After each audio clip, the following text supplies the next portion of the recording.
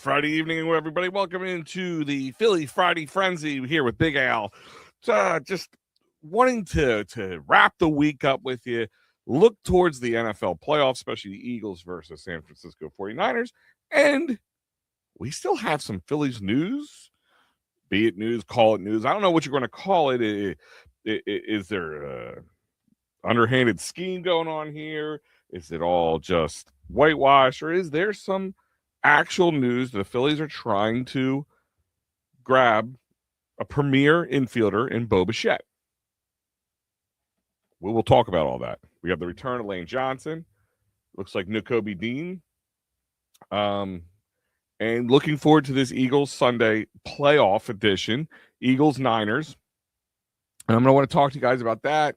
I want to talk to you guys about Joe Hale. What's going on, buddy? I want to talk to you guys about your feelings on the Eagles. I know a lot of people are just down on the offense.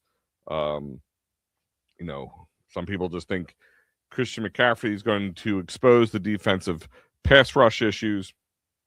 There's a lot of things to talk about tonight. And we're talking about some of the trending topics. So let's look into this. It's going to be something I'm going to try to do every week.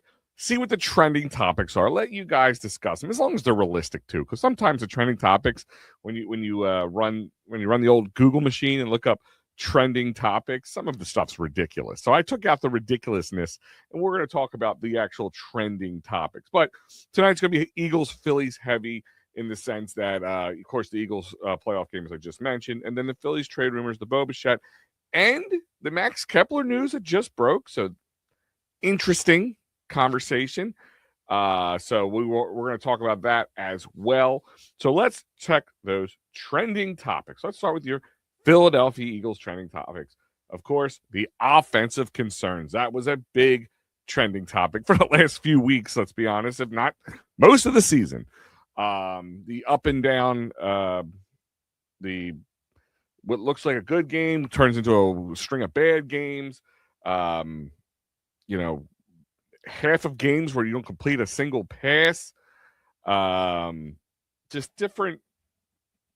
Just it's a concern. It's a legitimate concern. Does that mean that the Eagles can't make a playoff run? No. But it's, the offense is definitely going to have to rear its head a little bit. And the biggest thing is going to have to be that the offense has to keep themselves on the field. That's what has to happen. Scoring the points is important, don't get me wrong, but you have to go get some points. But keep the offense on the field. The 3 and outs, it's going to exhaust this defense. Hey, maybe get through a game like that, but the second and the third game, you're not going to survive. You're not going to survive. And if one bad mistake from the defense, one play, that gets by them, it's all downhill. So this offense has to not carry the team, but they have to be mediocre, better. I mean, the defense is one of the best defenses in the NFL in the last half a season so far. So if they continue to play what they want, and I'm seeing Joe Hale say it here, Eagles defense steps up big time. I don't think the Eagles defense steps up. I think the Eagles defense does what they do. The offense needs to step up. And I'm saying they don't have to jump up. They don't have to be the number 3 offense in the league. They don't even be number 5. Like 8, 7, 8, 9, something like that. Like somewhere in that range. They don't have to be the best. They have the components to do it. They have the guys who have the abilities to do it. It just hasn't happened. Is it Kevin Patullo? Is it the play calling, getting the plays in? Is it the injuries, the offensive line, which I do believe is one of the biggest issues that the Eagles offense is dealing with? But it's the offensive concerns, which are legitimate. I mean, you hear from guys all over the network, according to Matty B, he maybe is really downhearted on it, and I don't blame him. I can't argue facts about it. The Eagles' offense at times is just stymied, and they've won despite that. It just goes to show you how good this defense is. If you want to look how good this defense is, really want to look how good this defense is, go back to that horrible, horrible Chargers game. The fact that you have 5 turnovers, you still have to go to OT to finish that game out, tells you something. Hi, everybody. Mickey, what is going on, my friend? Rob, what's going on? Good evening to you as well. Joe Hale saying Eagles win 24-21. And that's kind of been like the threshold. That's part of the other trending topic. These Eagles reach the 24-point threshold. Because people feel if the Eagles can hit 24 points, the defense can definitely keep the teams under 24, most teams under 24 points. So that would be amazing. I just don't predict even that high, to be honest with you. I think this is going to be a knockout, drag-out fight. They do have Christian McCaffrey. I know. Let's look at some of the injury updates. I know that they're what is it? So a couple of the offensive players, some of the left tackle Trent Williams for the Niners is going to be out, so that's going to affect the offense. But Christian McCaffrey, pass catching, running the ball, he could become a thorn in the side if the Eagles can shut him down. This could be a win, but I don't think it's going to be I got Rob here, 28-21 prediction. Eagles win. Again, I think it's going to be more like 21-17, 21-14, something like that, something along those lines. And in any which way you want to jumble it around, I don't see it being a really more than 21 points on the high end of the score. Mickey's saying 40, Eagles 40, 49ers 30. So the defense isn't going to be a factor in this game for either team. Mickey, is that what you're telling me? Like that's what I'm hearing with that one. 70 points. That's the over right there. Mikey Lauro, what's up, big guy? There's my co-host on Sunday mornings. Can't wait to see you this Sunday as well, Mikey. For those who don't know, Mike's one of the hardest working guys here. Between Flyers post games, props, locks, and parlays, Eagles post games, Sundays with me. I don't know when a man sleeps, to be honest with you. So if you don't see Mike, you're not trying. Just not trying hard enough. They said Trent Williams is in on ESPN. He might be. Listen, the guy's been around for a while. I don't know what kind of Trent Williams you're going to be. They might shoot him up. They might try to get him out there. It is a playoff game. So this is a game where a guy maybe where he would normally sit wouldn't, just kind of like Lane could be for us. We'll find out. I mean, Trent Williams is one of the best left tackles of all time, maybe up there. He's got to be. 24-10, Mike Lauro. Okay. See, that's more kind of in the realm I'm at. I mean, I don't even know if 24. I mean, maybe 21-10. It's just I don't see this Eagles offense. They might come out strong like we saw them do against the Bills and then just kind of putter out at the end. I hope that's not the problem. This offense just needs to stay on the field. They need to milk some time. They need the defense to catch their breath. Like that's what needs to happen. Like there's no ifs, ands, or buts. Mike saying good evening, or Rob saying good evening to you, Mike. Lane Johnson will play. Yeah, no, Lane Johnson's going to play. I think that was kind of.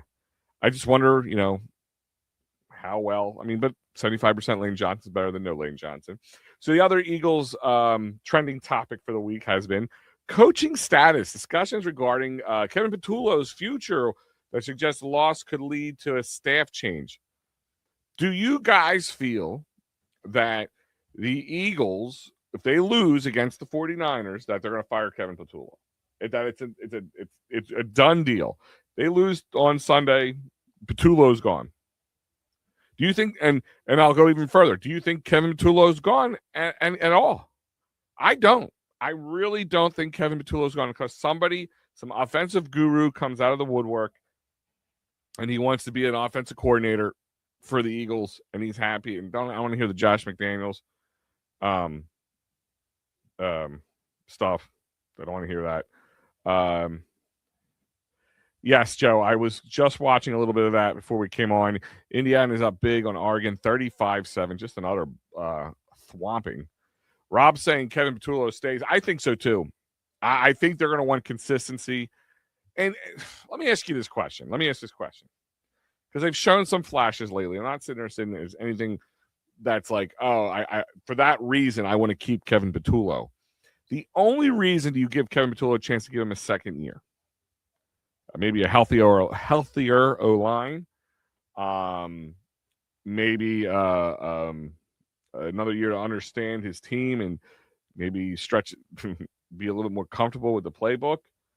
Or are you ready? Are you ready to flip the script again to another offensive coordinator on the Eagles and Jalen Hurts? I mean, is the reason of just keeping some consistency your only reason for wanting to keep Kevin Patullo here? Or do you not do it? You just want him gone. It's like he's garbage, he's junk, you don't know what he's doing, he's over his head, which at times it felt like that, especially in the first half of the season. I would say he's settled down a little bit more. Like there's been some flashes, but then like it just seems like they go back to some of their bad habits or some plays that weren't working after the other plays that were working. They just kind of get away from them. Now, is that Kevin Patullo or is that a little bit of a Nick Sirianni? Questions to be had. Eagles run the ball more this coming Sunday. Joe, I think you're correct on that. I think they're going to be pushing hard. I think you're going to see a little bit Tank Bigsby. I think you're going to see a little bit from him this week. Not a lot. You're not going to take it out of Saquon's hands, but I think I see him blasting, breaking down trying to beat up the defensive line on the 49ers. As well as Saquon. I think that's going to happen. They're going to try to control the pace, and that's what it's all about. It's got to be about pacing. I mean, scoring important, but pacing. Like I said it against the Bills. You score 3 measly points in the second half, a field goal. That game is a lot. I mean, people are still going to play in and note that the offense was stagnant in the second half, but you're not like holding your breath. Are they going to lose? Are they going to win? Coming down to the last moment. But Joe, I agree with you. I think you're going to see a lot more run. You're going to see a lot more, maybe a little over the middle a bit more too.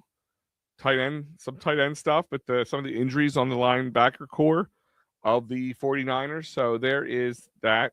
But Kevin Patullo, does he stay? Does he go? I mean, should we even be talking about that now? I mean, I don't like talking about this the next season before this season's over. They're definitely still in it. Oh yeah, there's going to be definitely some design runs, Joe. I agree with you. Playoff readiness. Analysis of Jalen Hurts' performance under pressure and whether the team has lost its luster after a shaky first finish to the regular season. Has Jalen Hurts lost his luster? Has the offense lost its luster? The cohesiveness of the offense, whatever magic they had last year that team just felt it. Is it gone? Can they get it back? I'm not unrealistic. I'm not going to sit here and tell you they're going to come out and be this like juggernaut offense, 37 points, some craziness like that. So I think you're going to see some improvement on the offense there. I mean, think about it. It's an improvable thing this week. Now, you would have loved to see it over the last few weeks. I think it's not like I'm asking a wide receiver to play above his limits, or a running back to play above his limits, or a quarterback to play above his limits, or an O-line to play above their limits. I'm not asking. I'm just asking to play to their limits, or a play to their abilities that we know they have. I mean, you got a 1-2 punch in A.J. Brown and Devontae Smith. You have Saquon Barkley and Tank Bigsby just to kind of flesh it out a little bit. The O-line, that's going to be a question. The health, the percentage of health on all those guys, especially Lane Johnson coming back after 4 or 5 weeks, something like that.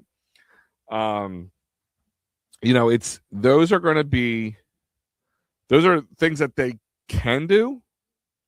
That's the thing. They can do it. I'm not asking for like Saquon, who was a mediocre running back, to be a great running back. He's not. So that's my like. That's where my hope and there's like, I think they can make a run comes from, is because they have the pieces to do it. They just haven't put those pieces working together cohesively, and it's kind of on the coaching staff in my eyes in that a little bit. Rob saying Jalen needs an OC that stays and not change every year.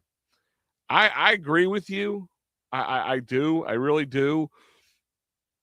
Rob, look at having a second year with the defense, under Vic Fangio has been for this defense. They've improved. Started off a little shaky, but they've improved. I mean, they have some young guys in the core. They have some decisions to make on contracts of Jordan Davis and all that kind of stuff. What are you going to do with Nakobe Dean? Is he going to be worth, with all his injury issues, all that kind of stuff. But there is a huge thing to consistency, but at the same time, if it's consistency is mediocre, do we want consistent mediocrity? That is the question. Phillies trending topics have been the Bo Bichette meeting. They've set a meeting, according to Matt Gelb at The Athletic, that the Phillies have scheduled a meeting with free agent shortstop Bo Bichette. And Bo Bichette's willing to go to third base. And are they going to finally get to be able to move on from Alec Bohm? And I know they just they were able to pass through arbitration or circumvent arbitration with Bohm getting $10.2 million. I mean, an infielder, $10.2 million, who does have the production abilities of him, does make him kind of interesting from a trade standpoint. I think the Phillies, as I am, are over Alec Bohm. I see him as a less grumpier Castellanos, or I'm going to say grumpier, moodier Castellanos. Because those guys are moody dudes. Things don't go their way, and they don't know how to hide it at all, or they don't know how to internally deal with it. I'm kind of over Alec Bohm. He's young enough to be tradable, but he's not. He's been around long enough that he should be better. Yes, they're having a second meeting with Bo Bichette. They had the Zoom call, and now I think they're meeting with them this week sometime. Not exactly sure. Let me see. I think I had the notes written down on that one.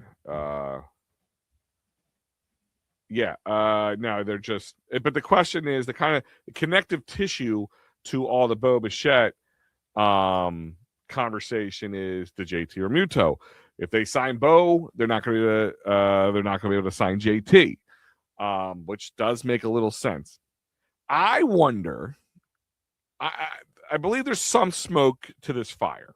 Okay, I'm not saying they're willing to not willing to make a deal with Bo Bichette, but that's going to be another major contract. And the fact that you signed Kyle Schwarber for 5 years, you still have plenty of years left with Bryce, and you plenty of Turner. You're trying to get off your $20 million a year from Nick Castellanos, which looks like nobody even wants to touch him with a 10-foot pole. You really can you? I mean, Bo Bichette's young enough. I mean, that's not a problem. I'm like, and he's talented enough to want to send his to want to sign him to a long-term contract. I like Bo Bichette. It was right after Christmas, guys. Wasn't I? I don't want to be the guy who kind of willed this into a reality, but what did I say? I said that day after Christmas when I did a show right here on this network. It was that Friday right after Christmas. I said, if anybody wants, like, that last minute Christmas idea, you want to shove something under my tree one more time, Bo Bichette wouldn't be a bad thing to put under the tree. And ever since then, it's been the conversations there. Like, they're meeting and talking with him, but they're going to exceed the fourth luxury tax threshold. And it sounds like they didn't want to really do these moves. Like, they were trying to be budgeting, but also splashy. And that's why I really thought the Kyle Schwarber contract was a bad idea. And that's the only thing they're like, I love Kyle, and his age plays a little bit of a factor. You could got Pete Alonso with a lot of the same production, younger guy, so you wouldn't be stuck to him in the later years. But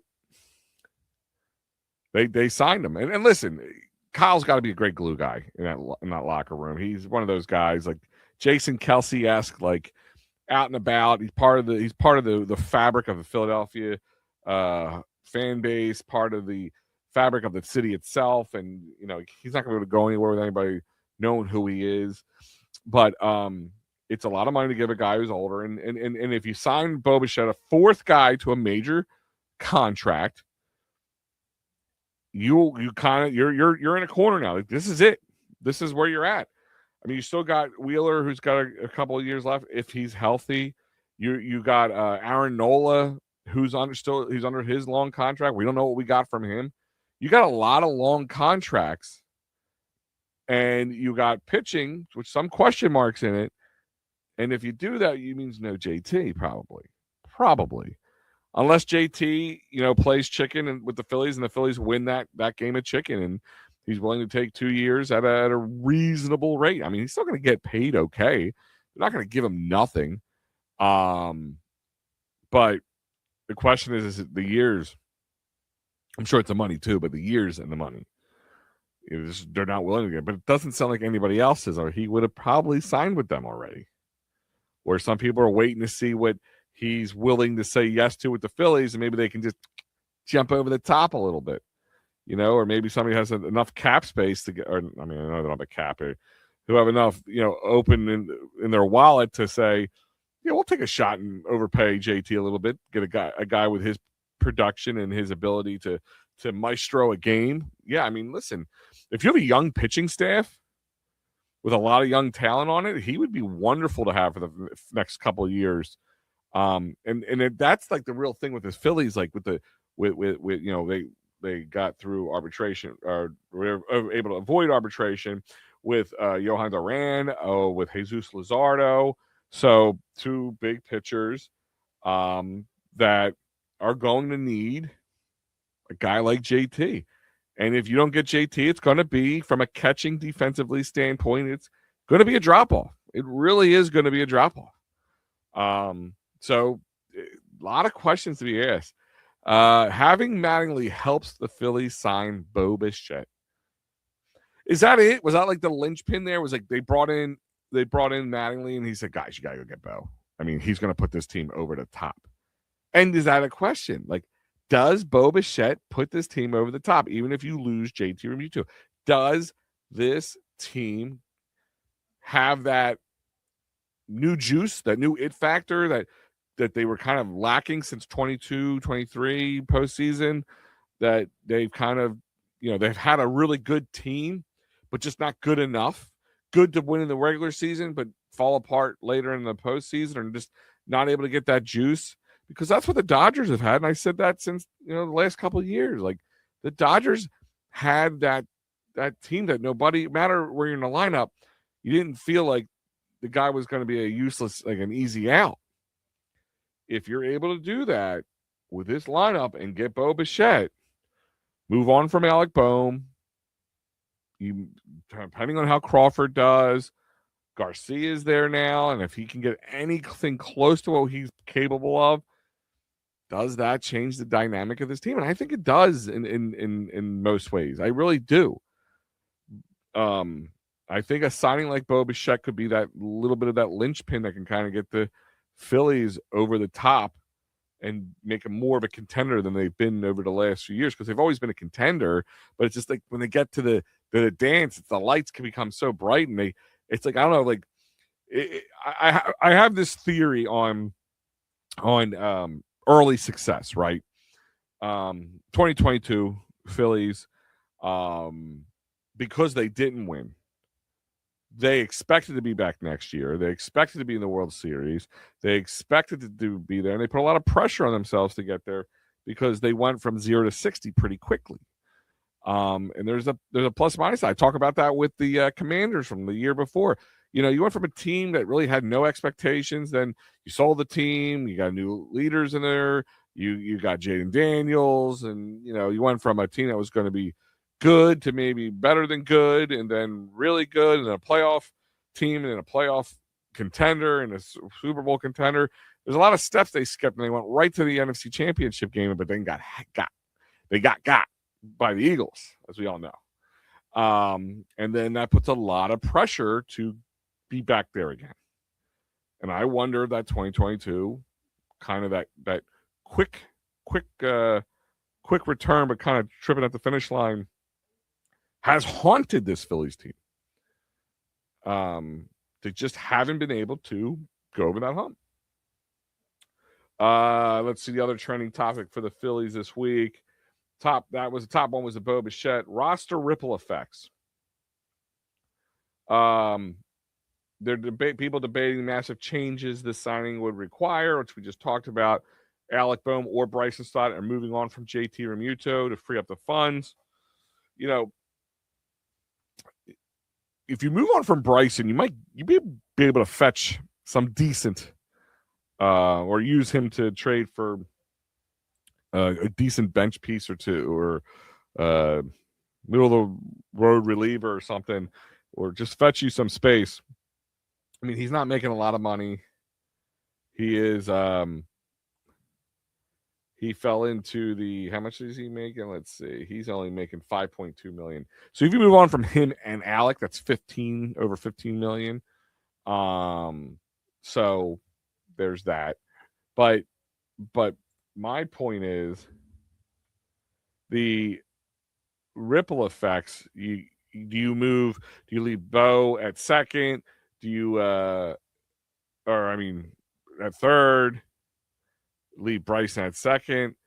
I mean, I think Bryson still has an ability to get better from a batting standpoint. I'm not going to sit there and tell you he's going to be a number 1 or 2 hole guy, or he's going to be some 5 hole guy, definitely not a 4 hole guy. But if he's a solid 7 hole guy with his defense and the other guys are there, you put Bo towards the top of the lineup. Trey, Bo, Harper, Schwarber. Oh my God, please tell me Schwarber's going to not be leading off. God forbid. That's what I don't need. Because if that's going to happen, then they should have fired Thompson and never signed him. I'm sorry. That little nugget of a change would make the signing of Kyle Schwarber in my brain more digestible.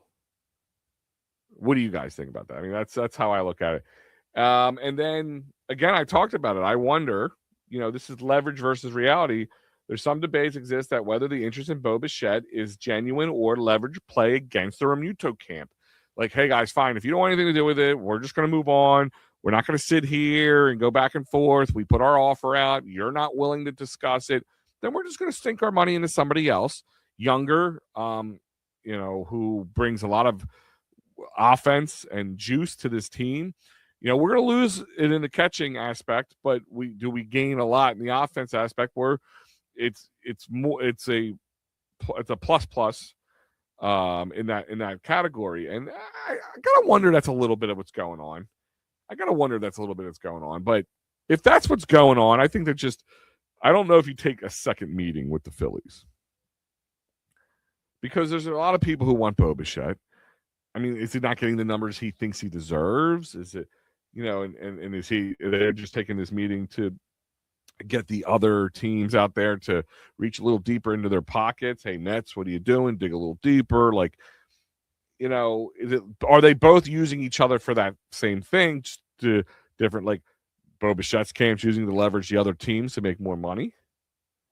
Or the average team, the other team's looking to get JT and get their camp to go, okay, we fold, we'll take it. We'll do what we got to do to stay on the team. We don't want to go anywhere. We're happy where we're at. I think there's got to be some reality to that, because maybe you look at it this way, like, well, if we don't get Bo and we get that to get for JT, then it's a plus. That is a huge plus. But I don't think Big Steve, Sixers win in Orlando. Yes, they did.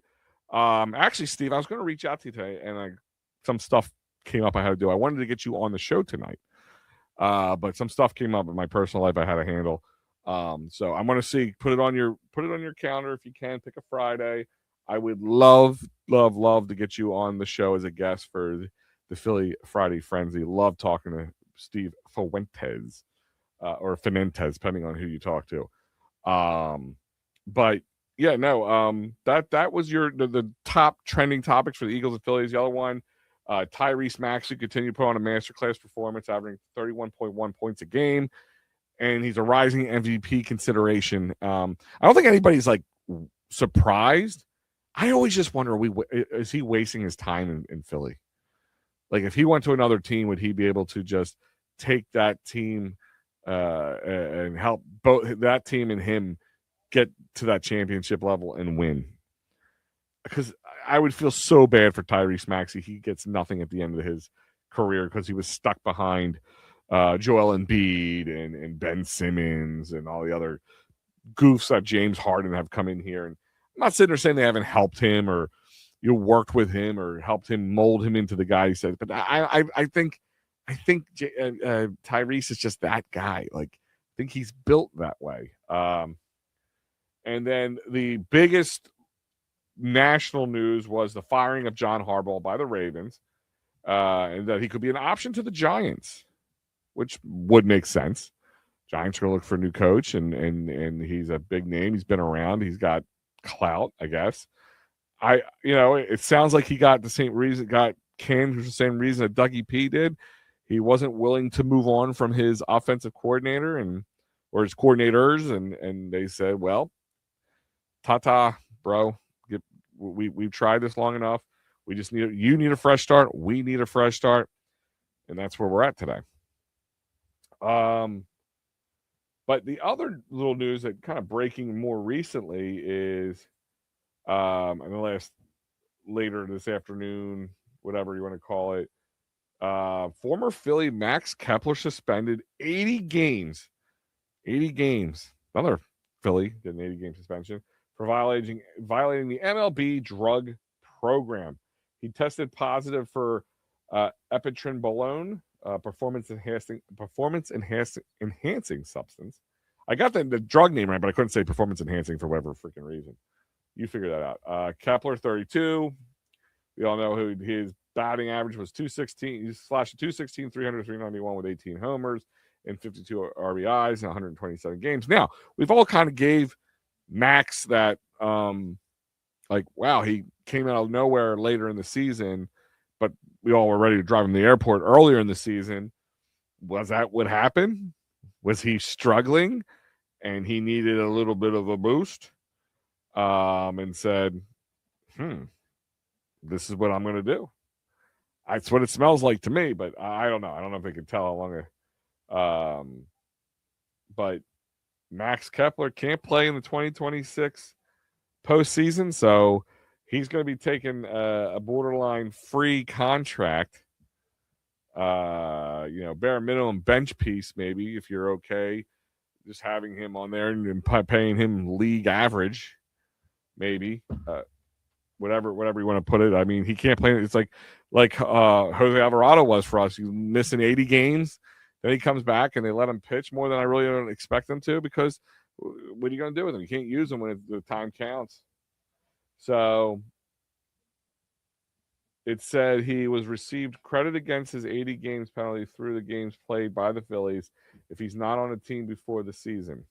A source with the knowledge of the situations told spokesperson declined comment. He will be ineligible for the 2026 season. That's as we noted. So some crazy news, little shocking in some ways. But like I said, I wonder if that Max Kepler really came alive towards the end of the season. I mean, that's what it was. That's what it was. But let's get back to the two subjects at hand. But the big one, Eagles, Niners. Let's go through this. Here's your several injury updates. Lane Johnson returned to practice, and reports indicate he's likely to play Sunday after missing those several games with a foot injury, his Liz Frank injury. 23rd should work, sure. My kiddo's B-Day next week. Yeah. Shoot me a text, Steve. We'll get it together. I want to get you on here. Jalen Carter has been limited participant due to his hip injury, but remains high. Hope remains high for his availability. Jacoby Dean and Marcus Epps, both players, trending positively. Jacoby had a hamstring, and Marcus Epps had the concussion. Were upgraded to full participants in Thursday's practice and expected to play against the 49ers. Dallas Goedert had limited participant due to a knee injury after missing Week 18, but is expected to be available for the 49ers. And Azeez Ojulari, the Eagles, opened the practice window for the edge rusher who missed the last 10 games with a hamstring injury, indicating a potential return with Azeez Ojulari. But that's the question is, guys, let's look at the betting odds and let's just talk about how you guys feel about the Eagles-Niners matchup. First wild card round of and we're going to talk about the NFL wild card weekend because I want to kind of break that down with you guys. The Eagles are 4.5 to 5.5 points. They're giving the Niners 4.5 to 5.5 points. So they're favorites at home, and I think that keeps inching because it was 4, I think, to start. Now we're going upwards of 5.5. I wouldn't be surprised. So yeah, that's where the money's going. They projected at 24 points for the Eagles and 20 points for the Niners. Over-under is 44.5. 44.5. So if that's the truth, then you want to take the under. So that's what they're having there. And I mean, honestly, I'm taking the under because if the Eagles do score 24 points, I don't think the Niners are scoring 20 points. Maybe 14 points, maybe 17 points. I think it's going to be the under in that one. So here's your key factors. Here's Al's key factors in the 49ers Eagles game this Sunday coming up. Home field advantage. Right there.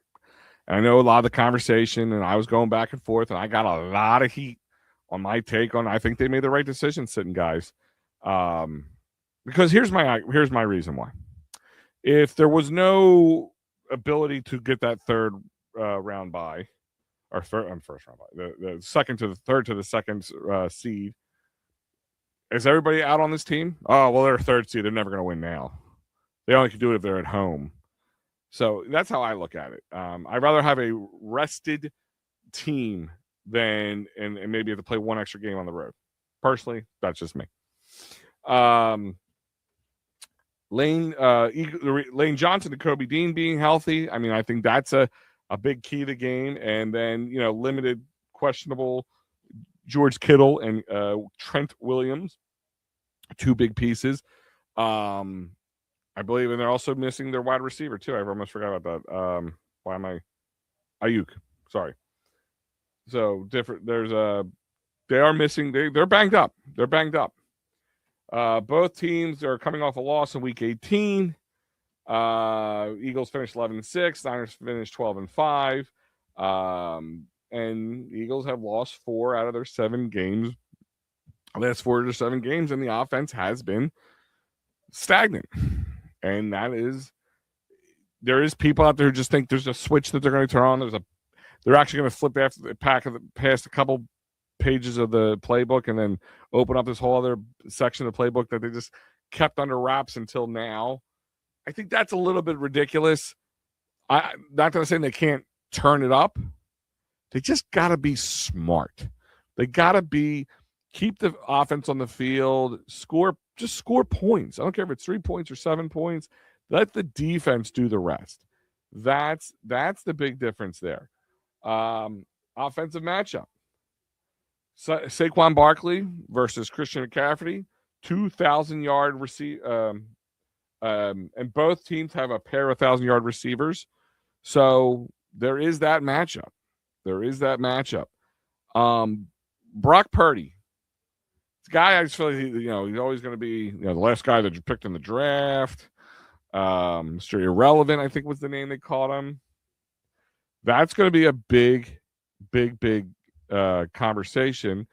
Can Brock Purdy come in and handle the heat at what happened last time he was here for a playoff game? I mean, we went through 3 quarterbacks that day. Even Christian McCaffrey was taking snaps in Wildcat when he was when they went through so many quarterbacks that game.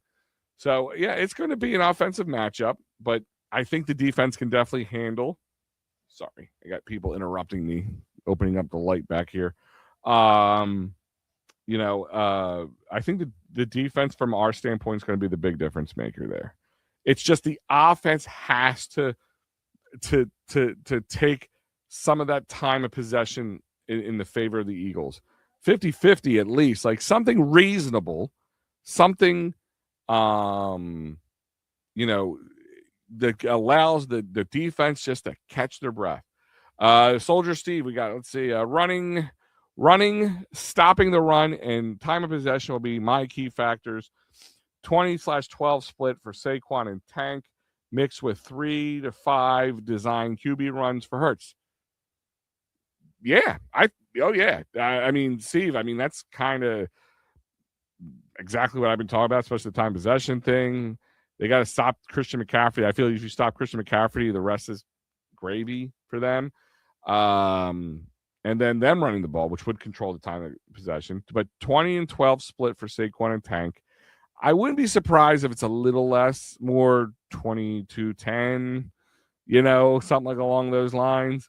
But I really would like to see them mix Tank in there a little bit, because I think Tank can just bash against that O-line and just make them not want to be hit anymore. And the design runs, absolutely. I think there's going to be definitely some design runs. You saw some of them over the last few weeks, and they worked when they did them. They got away from them. Again, I don't like the fact that if they were doing this, I don't believe they were, but if they were doing this, like where they were trying to hide or like limit amount of types of plays because they want to A, salvage guys from getting hurt, and B, save it for the playoffs. I don't like that mentality as much. You gotta rep them somehow. It was definitely right that the Eagles sat their starters last week. Rob, listen. There's guys I know who are in this chat who are thinking otherwise. I don't subscribe to the thought, oh, well, they're paid a lot of money, so they should play. That I don't care how much you pay people. You have no energy left in the tank, or you get injured, you get injured. You can't. Money doesn't make injuries go away. And they're also not robots. They're human beings, so rest. I mean, read The Art of War. There's a, hold on, let me see if I can find it. Art of War, about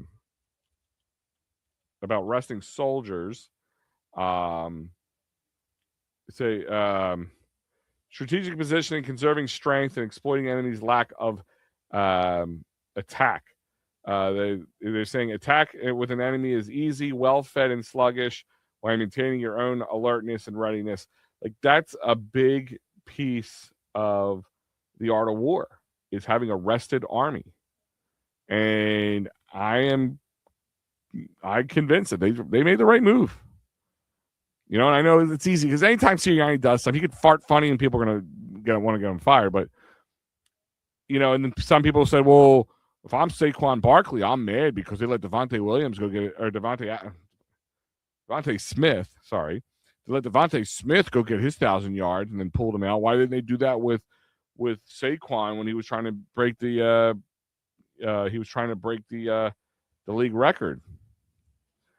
I mean, there's something to be said about it, but a little different. I convinced myself they pulled Tank Sunday because they're getting him more involved in the playoffs. Yeah, I mean, I really hope they are. I think he'd be a waste if they didn't. They sat them, cut down injuries. Yeah, I mean, obviously you're trying to limit the amount of injuries, but it's more about the rest. I mean, you don't play not to get hurt, but you also don't play guys. And I know I can't call it a meaningless game, but it's not a game like if you don't win, you're not going to the playoffs, because then that's a different story. You're still getting home field for the wild card. There's still a path that you get home field for the most part. I mean, you can get home field throughout the playoffs if certain things go your way, meaning the Bears and the Seahawks both get eliminated before you get to them, but that would be crazy and most likely not going to happen. But let's look at wild card weekend. So let me go down my notes here for the playoff picture. So it starts Saturday. It starts tomorrow. But we have both the Broncos for the AFC and the Seahawks for the NFC, both 14-3 records with the number 1 seeds, getting their bye weeks this week. But starts Saturday, 4 p.m. on Fox. The number 5 Los Angeles Rams head to the number 4 Carolina Panthers, who just limped into the playoffs based on a Falcons loss. Even though they're the number 4 and The Rams are number 5. I have to imagine the Carolina Panthers are the underdogs in this case. Is there any way in anybody's mind that the Carolina Panthers upset the Rams? Would this be the playoff trap game? How great we can sit back and watch the NFC games play out before the Eagles take a snap. Now it is great, Steve, and makes Saturdays fun. I do like Saturday playoff game. Rob, I mean, I agree with you. I think the Rams win. I mean, Carolina's they're getting better. They're trending in the right direction, but they're nowhere near ready. They're just nowhere near ready in my eyes. The Rams have a very good defense and a very volatile offense, and they can score from Puka Nacua could gash you to death. So Matt Stafford, between Matt Stafford and Jalen Hurts, you got the only guys in the playoffs who have really much playoff experience, as well as Super Bowl winning experience. I guess you could say Brock Purdy has Super Bowl experience, just not Super Bowl winning experience. So, I mean, I think most people believe, like Rob's saying here, and I agree, that the Rams win this game unless the Rams go into Carolina kind of nonchalantly. It would be an upset, though. I think that would be the most wowing, I don't want to say damning, but wowing moment of the whole playoffs. Then tomorrow night, prime time or prime video game, 8 p.m. So if you don't have, it's not on Fox or ABC, it's on Prime Video, 8 p.m. The Packers versus Chicago. I've heard a lot of people picking the Packers over Chicago. Chicago are at home. Chicago's a much better team than they were recently. I mean, Ben Johnson has really gotten that team together, made them a much better team. And the Packers are really injured.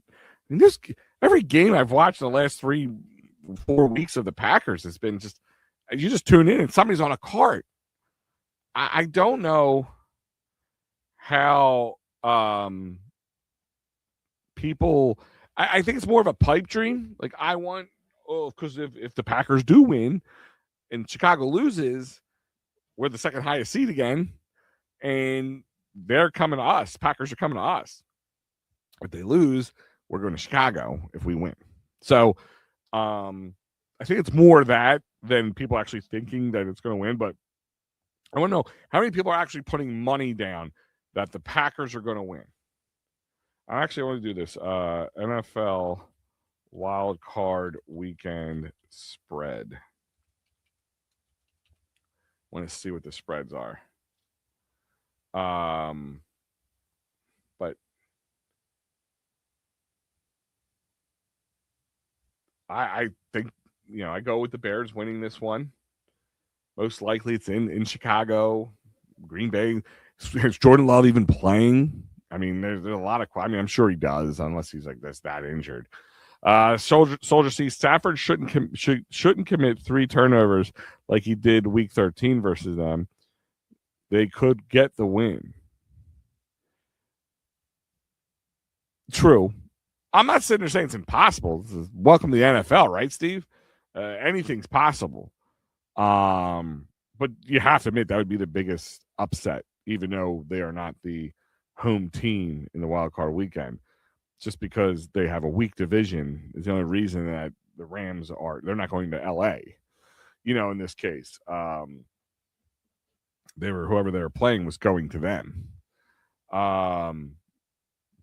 But I mean, Stafford Chuman, he's older, he's got the ability. I mean, see what Carolina's game plan, but I'm gonna tell you, I'm actually normally Carolina, I care less about that game. I'm actually interested to see how that plays out for the Eagles. Rob saying Bears win. Yeah, I think the Bears win that game. I just think Green Bay's too banged up. If they were healthy, yeah, that go either way in my eyes. If they're both at full strength and healthy. All right, brings us to Sunday's 3 games. You got the AFC game at 1:00, Bills and Jacksonville. Now, Steve and I have gone back. We were watching another show earlier today with our boy Phil Stifel on Trending in the AM. It's my favorite morning show to watch. But I know Trevor Lawrence has been with Jacksonville, so people give him that. I just think the Jags are, and I think you have two big choke artists, guys who are a little overrated. One of two of the three guys we'll talk about shortly. I think the Bills will win this game as long as they don't make any like egregious mistakes. But then Jacksonville has been playing some good football. So this is going to be an interesting game to watch. Like all these games have some intrigue my interest, maybe except for the Monday game. We'll get into that, like, because that doesn't mean much to me. Neither team means much to me. We'll talk about that in a minute. It took the Bears overtime versus a loveless Green Bay team to win versus them. I see them. I think we see the lack of playoff experience in Williams, and the first-year head coach Ben Johnson versus Green Bay. Well, I mean, Ben Johnson's been in the playoffs with the Lions, so I mean, he's got a little gravitas there. But I can see that that's a fair point, Steve. I mean, regular season, postseason, in my eyes, are two different things. But you're going to bring everything you can. They're divisional rivals, so you always have that going on. But I mean, it's not like I'm like, oh, the Carolina Rams game, like that's not just, to me, that'd be a huge upset. It's very probable. Very probable. Speak of the devil, I just said your name, Phil. What's going on? Big Sixers win tonight, obviously. Yes, they won against Orlando.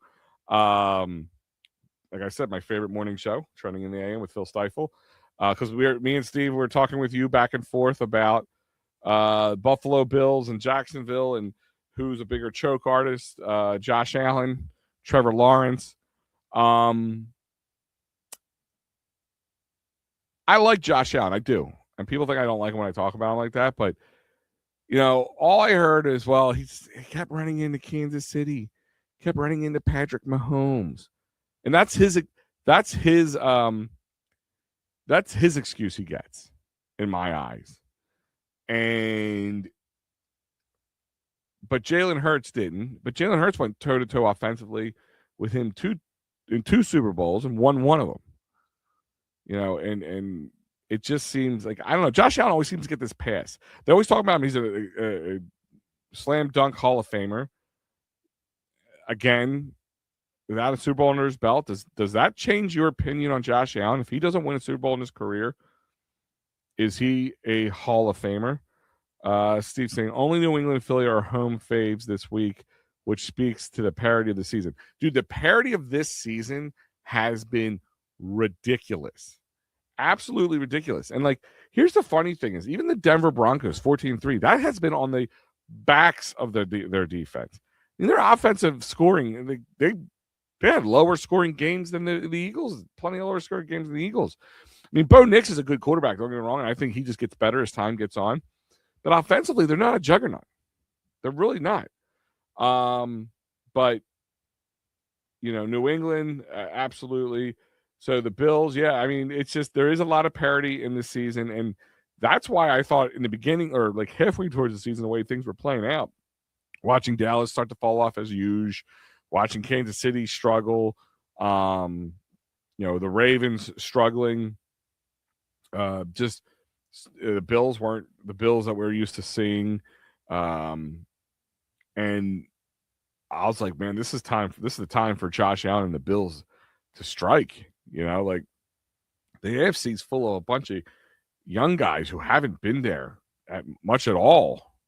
The Denver Broncos and Bo Nix, New England Patriots. Just having the New England Patriots as 2 seeds right now is mind blowing. I feel like with the Broncos getting the 1 seed, the New England Patriots getting the 2 seed, I feel like I'm a young man again. It just seems like back in the old days. Like that's how I look at it. We talked about the Niners, but I think the Bills win this game.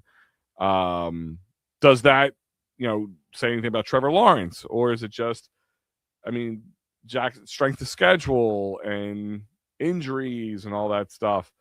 I don't know. I just think Josh Allen gets too much of a pass sometimes. And then, of course, the 4:30 game is our game, Eagles-Niners, on Sunday the 11th. And then that brings us to the 8 p.m. game, the NBC Peacock game. Number 7, Los Angeles Chargers. At number 2, New England Patriots. I think, I got the Patriots all over that. Again, nobody chokes harder than Justin Herbert. Sorry. This Justin Herbert love is to me a bit nauseating at times. Like, they talk about him. Again, he was one of those guys who was just anointed before he took a snap of the football in the NFL, and since has not really done much at all. He beat you with one hand. Yeah, he beat a hapless Eagles team that day. We were hapless. He looked like between that game and the Chicago game, that team they only existed for 2 games and hopefully never again. It was nauseating, but I mean, and they still had to take us to OT, and for Jalen to make his 5th turnover at the worst time when the guy was open up right in front of him for the first down. But whatever, that's not here nor there. But the Chargers, I think they're an overrated team, an overrated coach, an overrated quarterback. They have a decent defense. New England, I think they're good. I think they're going to win this week. Next week, maybe different. We'll see. And then the Monday night game, the 8:15 game, the ABC/ESPN game is number 5 Houston versus the number 4 Pittsburgh Pirates. And that division between the Pirates, the Steelers. I'm drinking. I like Herbert more if they were in San Diego Chargers still. I don't think I like Herbert more, but I wish they stayed in San Diego. That whole 2 teams in LA, whatever. I mean, LA to me just doesn't have the fan base to have 1 team, let alone 2 teams. Could you imagine? I don't know. It's dumb. I could imagine this city with 2 teams, like 2 NFL, an AFC and an NFC team. We tear each other apart with 1 team. I could not imagine. Yes, Steelers. I know. I kept saying Pirates. It's been a long day, Rob. It's been a long day. But Houston Texans, whose defense has just been, they just come on like the gangbusters. The Steelers are just a very up and down team, more down than up lately. And the Ravens are so bad, and that's just got the Steelers in the playoffs. And that division of them, and then the Browns and the Bengals. The Browns and the Bengals are just hapless teams. I think they're kind of like the Panthers were to me this year, like just a bad division. And that's how they got that 4 spot. I think Houston wins this game.